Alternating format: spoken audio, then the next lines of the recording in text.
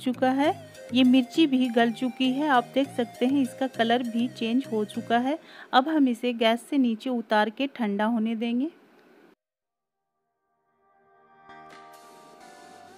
मिर्ची को मैंने गैस से नीचे उतार कर इसे ठंडा होने के लिए छोड़ दिया था। अब ये ठंडा हो चुकी है तो हम इसे पीसेंगे। पीसने के लिए मैंने यहाँ पर मिक्सी जार लिया है, हम इसे जार में डाल देंगे।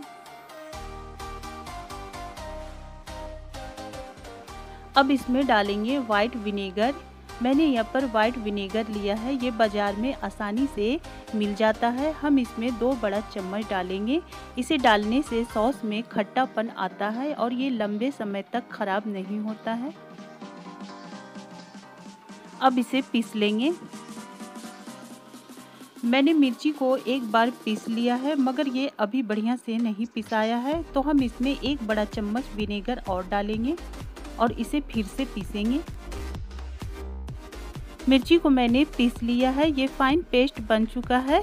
अब ये चिल्ली सॉस हमारा बनकर तैयार है। हम इसे एक बाउल में निकाल लेते हैं।